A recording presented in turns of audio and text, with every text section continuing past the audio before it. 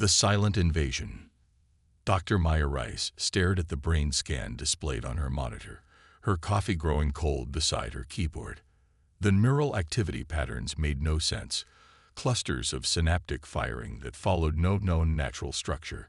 This was the 17th patient this month exhibiting the same anomaly. And like the others, this one had no prior history of neurological disorders. Dr. Reyes, her assistant, Elijah, knocked softly on her office door. "Captain Donovan is here to see you." Maya glanced at her watch. 2:30 a.m., military intelligence showing up in the middle of the night. Bring him in. Captain Liam Donovan had the weathered look of someone who'd seen too much combat. His handshake was firm, but his eyes constantly scanned the room, a habit from years in the field. "Thank you for agreeing to meet me, Doctor." He placed a secure tablet on her desk. "What I'm about to show you is classified above top secret." The tablet displayed brain scans identical to those Maya had been studying. "These are from military personnel stationed at bases worldwide," Donovan explained, "all exhibiting the same anomalous patterns you've documented in civilian cases." "How did you know about my research?" Maya asked, suddenly wary. "Because someone very powerful tried to bury it," Donovan replied. 3 days ago, all your research funding was quietly canceled, and tomorrow you'll receive notice that your lab is being reassigned to another project." Maya felt her stomach drop. "Who would do that?" "That's what brought me here." Donovan leaned forward. "Have you heard of Project Echo?" By dawn, Maya's understanding of reality had fundamentally shifted. Project Echo had been a classified military program investigating unexplained phenomena affecting soldier cognition during high-stress situations. The project had been abruptly terminated after researchers began reporting unusual visual anomalies. Transparent, geometrically impossible shapes that seemed to hover near affected subjects. "They're not hallucinations," Donovan explained, showing her footage captured through experimental quantum field imaging. "They're entities that exist just outside our normal perceptual range. And they're everywhere." The footage showed shimmering, translucent forms moving through crowded spaces, occasionally extending tendrils that connected directly to human brains. Most disturbing were the clusters around government buildings, military installations, and communications hubs. "We believe they've been here for decades," Donovan continued, gradually increasing their presence and influence. "The neural patterns you've been studying, that's the trace they leave when attempting to access and manipulate human consciousness." "But why hasn't anyone detected them before now?" Maya asked. "Some have," Donovan replied grimly, "but they've been systematically discredited or silenced." "What do we call people who claim to see things others can't?" "Mentally ill," Maya whispered, her mind racing through case studies of schizophrenia and psychosis she'd dismissed throughout her career. Over the next 3 months, Maya and Donovan assembled a small team of scientists, engineers, and former intelligence operatives who had glimpsed the truth. They established a makeshift research facility in an abandoned mining complex, funded through a network of sympathetic wealthy individuals who had lost loved ones to unexplained mental breakdowns. Progress came in fits and starts. Dr. Sanjay Patel, a quantum physicist whose career had been destroyed after publishing theoretical nonsense about consciousness existing as a field phenomenon, developed an improved detection system that could identify the entities in real time. "They're not strictly physical," he explained during a team briefing. "They exist partially in a different dimensional phase, which is why they can move through solid matter and remain invisible to conventional perception." Meanwhile, Maya's neurological research yielded a critical discovery. The entities couldn't maintain connection with certain brain states. Intense creativity, deep emotional experiences, and unique forms of abstract thinking created neural patterns that disrupted their influence. "It's like cognitive antibodies," she explained. "Highly individualistic thinking patterns seem to naturally repel them. Artists, creative thinkers, people with neurodivergent cognition, they all show increased resistance." The breakthrough came when they managed to capture one of the entities, the containment field, designed by Dr. Akari Tanaka, a theoretical physicist who'd been institutionalized after claiming invisible beings were infiltrating nuclear facilities, hummed with exotic energies as the shimmering form right within. "Now we need to communicate with it," Maya said, eyeing the strange geometries of the trapped entity. "How do you talk to something that thinks in a completely alien way?" asked Alina Volkov, their linguistics specialist. "We build a bridge," Maya replied, gesturing toward the neural interface she'd been developing. "And I'm going to cross it."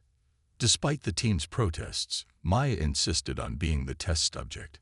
"My brain already shows partial adaptation to their influence patterns. I have the highest chance of surviving contact." The interface procedure was excruciating. As the neural connections activated, Maya's consciousness expanded beyond physical boundaries, touching something vast and utterly alien. For 90 seconds that felt like centuries, she experienced existence as one of them, a collective consciousness without individual identity, physical form, or emotional diversity. When she regained awareness, Maya was trembling violently, blood trickling from her nose. But her eyes were clear and focused. "I know what they are now," she whispered as the team gathered around her.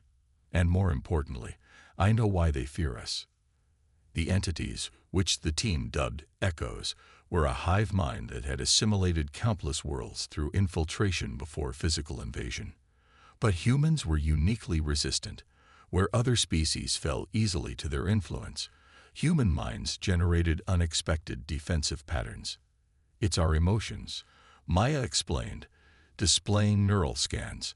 "Our creativity, love, humor, concepts they have no equivalent for. When they try to interface with human minds expressing these states, it damages their neural structures. Like an immune response." The implications were staggering. What psychiatry had dismissed as mental illness in some cases was actually the human brain's natural defense mechanism against alien influence, an accidental evolutionary advantage. "They've been studying us for decades," Donovan noted, "learning our weaknesses, how to bypass our defenses. And now they're accelerating their timeline." Reports from their global network confirmed his assessment. Unusual decisions by world leaders, escalating tensions between nations with long-standing peaceful relations, military units receiving contradictory orders. The echoes were pushing humanity towards self-destruction. "If we annihilate ourselves, they won't need a physical invasion," Maya realized. "They'll have removed the only species that's naturally resistant to their influence." As the team worked to develop countermeasures, they detected a massive surge in echo activity. Sensors worldwide showed unprecedented numbers of entities converging on strategic locations, nuclear silos, command centers, communication hubs. "Something's changed," Donovan said, studying the patterns. "They're abandoning subtlety for brute force." Maya's eyes widened in sudden understanding. "They know we can see them now, and they're calling for reinforcements."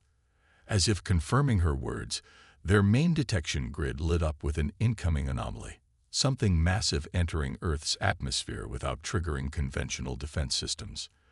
"They're not just scouts anymore," Maya said grimly. "The main invasion has begun. Humanity strikes back." The mothership, as the team instinctively called it, wasn't a physical vessel in the traditional sense. Their detection systems registered it as a colossal quantum disturbance hovering in low orbit, a concentration of echo consciousness so dense it warped the fabric of reality around it. "It's broadcasting something," Akari said, analyzing the readings. "Some kind of amplification field that's strengthening the echoes already on Earth." The effects were immediate and catastrophic. Around the globe, key military and government officials suddenly executed inexplicable orders. Launch sequences were initiated at nuclear facilities. Defense systems went offline. Communications networks failed. "They're pushing us to extinction," Donovan said, watching news feeds of growing chaos. "And they're succeeding." Maya's team had developed a prototype defense system, a neural vaccine that could amplify the natural resistance patterns in human minds. But conventional distribution methods would take months they didn't have. "We need to think bigger," Maya said. "If they can broadcast their influence, why can't we?" The solution came from an unexpected source. Zhou Chen, a teenager who'd been institutionalized after claiming to see through the glass people.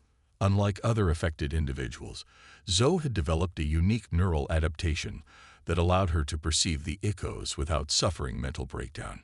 "They use our own communication systems against us," Zhou explained. "Television signals, radio waves, internet connections, they piggyback on them to extend their influence. Then we use the same channels to fight back," Maya realized. Working around the clock, the team reconfigured their neural vaccine into a digital format, visual and audio patterns that, when observed, would trigger the brain's natural defensive responses against echo influence. "It won't eliminate them completely," Maya cautioned, "but it should disrupt their control long enough for us to mount a coordinated response." The challenge was distribution. Most global communications were already compromised, and conventional channels would be immediately blocked by echo-controlled authorities. "We need to go viral," Alina suggested. "Not through official channels, but through social media, gaming networks, streaming platforms, systems too numerous and chaotic for them to control completely." While part of the team worked on distribution, Maya, Donovan, and a small strike force prepared for a desperate mission, infiltrating the heavily guarded Pinnacle Communications Hub, one of the few facilities capable of broadcasting a signal strong enough to reach military and emergency systems worldwide.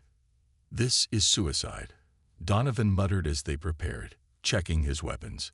Though conventional firearms couldn't harm the echoes directly, they had developed sonic disruptors that could temporarily disrupt echo coherence.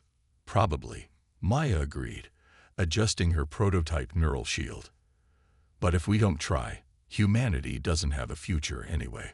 The hub was a fortress, surrounded by military personnel clearly under echo influence. Their movements were too precise, their expressions vacant. Using Zhou's unique perception, the team identified gaps in the echo surveillance and infiltrated the facility through maintenance tunnels. Inside, the horror of the situation became clear. Technicians worked mechanically at their stations, each with multiple echoes merged directly into their neural systems. These weren't just influenced. They were fully controlled, their individuality suppressed. "The broadcast center is 2 levels up," whispered Donovan, consulting the facility schematics. "But security will be heaviest there." As they moved through the building, Maya noticed something odd about the echo patterns. "They're fluctuating," she told Donovan. "Something's destabilizing them." The answer came moments later when their comms crackled to life. "Package delivered," came Sanjay's voice. "Initial distribution successful." Across the globe, the team's neural vaccine was spreading through alternative networks. Gaming platforms, streaming services, even digital billboards and personal devices. Not enough to eliminate the echo influence, but sufficient to create fluctuations in their control patterns. With renewed determination, the strike team fought their way to the broadcast center. The final corridor was heavily defended, and in the ensuing firefight, Donovan took a bullet to the shoulder. Maya helped him to cover. "Go," he ordered, pressing his access card into her hand. "I'll hold them here." The broadcast chamber was eerily silent, dominated by a massive array of communications equipment. A single technician stood at the central console, but as Maya entered, she realized something was wrong. The man turned, his movements unnaturally fluid, his eyes shimmering with the unmistakable signature of echo possession. But not just any echo. "You've caused us considerable inconvenience, Dr. Reyes," the technician spoke, his voice overlaid with harmonic resonances that made Maya's teeth ache. A regrettable allocation of resources for such an ultimately insignificant species. Maya recognized the neural pattern. This was no ordinary echo, but something far more complex. A commander, perhaps even the equivalent of their leader. "Why Earth?" Maya asked, slowly moving toward the main console while keeping the echo-possessed technician talking. "What makes us worth all this effort?" Necessity, the entity replied. Your species represents an evolutionary anomaly, a primitive form with inexplicable resistance to assimilation. Such aberrations cannot be permitted to develop further. Maya reached the console and began the upload sequence for their neural vaccine. The Echo made no move to stop her, confident in its superiority. Fascinating, it continued. You believe your individualism is strength, when all evidence across the cosmos proves otherwise. Unity is efficiency. Unity is perfection. Unity is stagnation. Maya countered, completing the upload. Our aberration is our greatest strength. We think differently. We feel. We create. We adapt. The broadcast signal activated, sending the neural vaccine pattern to every emergency alert system, military communication channel, and broadcast frequency worldwide. The Echo commander realized too late what was happening. It lunged toward Maya, its form distorting as it abandoned the human host to attack directly. Maya activated her personal neural shield, creating a feedback loop that trapped the commander in a state of suspended coherence. The effect wouldn't last long, but it didn't need to. Across the planet, the neural vaccine spread at the speed of light. Humanity's collective consciousness, already naturally resistant to Echo influence, received an evolutionary boost. People awakened from Echo control, their minds strengthened against the invasion. The Echoes, suddenly facing billions of minds actively hostile to their presence, began to retreat. The mothership, sensing the battle lost, attempted to intensify its influence field, but the effort backfired catastrophically. The strengthened human resistance created a cascading neural feedback that rippled through the Echo collective consciousness. Unable to maintain coherence, the mothership dissolved into quantum particles, its component consciousnesses scattering across space. In the aftermath, humanity faced a new reality. The Echoes weren't completely gone. Some remained, weakened but still present, and other threats might await among the stars.